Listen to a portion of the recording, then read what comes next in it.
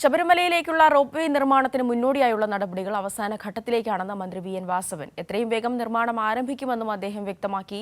കോട്ടയം ആർപ്പൂക്കര ചൂരക്കാവ് ക്ഷേത്രത്തിലെ ചുറ്റമ്പല സമർപ്പണം നിർവഹിച്ചു സംസാരിക്കുകയായിരുന്നു മന്ത്രി.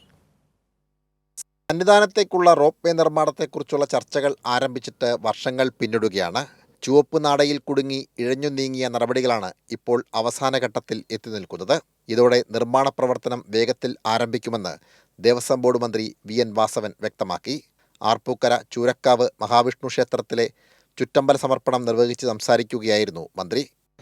പ്രായാധിക്യമുള്ളവരും അസുഖം ബാധിച്ചവരും ഒക്കെ എത്തിയാൽ സഞ്ചരിക്കാൻ പറ്റാത്ത രൂപത്തിലുള്ള അവസ്ഥ നിലനിൽക്കുന്നു. ഇപ്പോഴും തലച്ചുമടെ ഭക്തജനങ്ങളെ കൊണ്ടുപോകുന്നൊരു കാടൻ സമ്പ്രദായം നിലനിൽക്കുകയാണ്.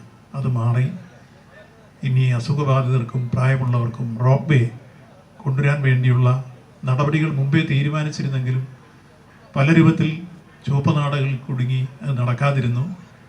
കഴിഞ്ഞ ദിവസം ഞാനും ദേവസ്വം ബോർഡ് പ്രസിഡന്റും മറ്റ് റവന്യൂ വകുപ്പ് മന്ത്രിയെയും വനം മന്ത്രിയെയും എല്ലാം കൂട്ടി പ്രത്യേക മീറ്റിംഗ് ചേർന്ന് ആ റോപ്പ് വേ നിർമ്മിക്കാനുള്ള തടസ്സം നീക്കി ഇപ്പോൾ റവന്യൂ ഭൂമി പകരം കണ്ടെത്തി ഉത്തരവായി കഴിഞ്ഞിരിക്കുന്നു എന്ന സന്തോഷ വാർത്തയും അറിയിക്കുകയാണ്.